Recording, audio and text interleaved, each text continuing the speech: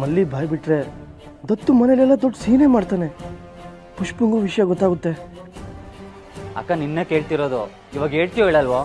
ಏ ದತ್ತು, ಅವಳು ಓಡಬೇಕು ಅಂತ ನಿಂತಿದ್ರು, ನೀನು ಮಾತಾಡ್ಸ್ಕೊಂಡಿದ್ಯಲ್ಲ. ಏ ಮಲ್ಲಿ, ನೀನು ಹೊರಡು, ನಿಂಗೆ ಟೈಮ್ ಆಯ್ತಲ್ಲ. ಅಕ್ಕ,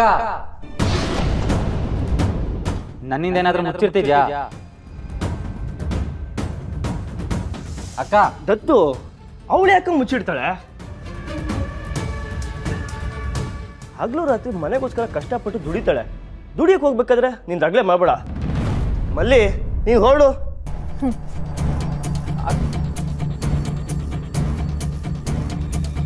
ನನ್ನಿಂದನೇ ವಿಷಯ ಮುಚ್ಚಿರ್ತೀರಾ? ಅಕ್ಕನಿಂದ ವಿಷಯ ತಿಳ್ಕೊಳ್ದೆ ನಾನು ಸುಮ್ಮನೆ ಇರಲ್ಲ. ಭವಾನಿ, ಭವಾನಿ ಬಂದೆ ಭವಾನಿ, ನಾನು ವೇಸ್ಟ್ ಕೊಟ್ಟು ನೋಡಿದ್ಯಾ? ರೀ, ಈಗ ನೀವು ಟಿಪ್ ಟಾಪ್ ಆಗಿ ರೆಡಿಯಾಗಿ ಆಫೀಸ್ಗೆ ಹೋಗೋದಾದ್ರು ಯಾಕೆ?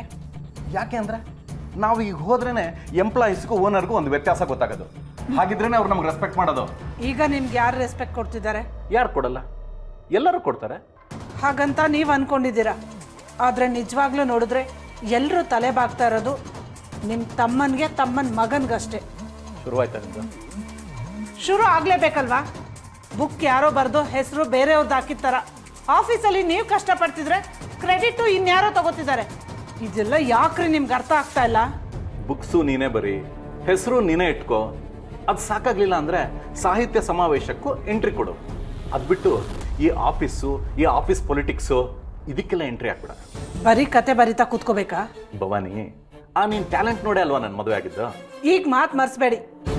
ನಮ್ಮ ಮಗ ಕೆಲ್ಸಕ್ಕೆ ಬಾರದೇ ಇರೋನು ಅಂತ ಬೈಸ್ಕೊಳ್ಳೋದು ನಿಲ್ಬೇಕು ಅಂದ್ರೆ ನಿಮ್ಮ ತಮ್ಮನ ಮಗ ಅಂದ್ರೆ ವಿರಾಜ್ ಕೆಲ್ಸಕ್ಕೆ ಬಾರದೇ ಇರೋನು ಅಂತ ಪ್ರೂವ್ ಆಗ್ಬೇಕು. ಅದ್ರ ಕಡೆ ಗಮನ ಕೊಡಿ. ರಿಲ್ಯಾಕ್ಸ್ ಭವಾನಿ, ವಿರಾಜ್ ಮೇಲೆ ನಾನು ಯಾವತ್ತೂ ಕಣ್ಣಿಟ್ಟಾಗಿದೆ. ನೀವು ಕಣ್ಣಿಟ್ಬಿಟ್ರೆ ಅವನ್ ತಪ್ಪು ಮಾಡ್ಬೇಕಲ್ವಾ? ವಿರಾಜ್ ನನ್ನ ಕಣ್ಮುಂದೆ 1000 ತಪ್ಪು ಮಾಡಬೇಕು ಅಂತ ಏನಿಲ್ಲ. ಒಂದೇ ಒಂದು ಸಣ್ಣ ತಪ್ಪು ಮಾಡಲಿ, ಆ ತಪ್ಪನ್ನೇ ಅಪರಾಧ ಅನ್ನೋ ಥರ ದೊಡ್ಡ ಸೀನ್ ಕ್ರಿಯೇಟ್ ಮಾಡ್ತೀನಿ. ಅಷ್ಟು ಮಾಡಿ ಸಾಕು.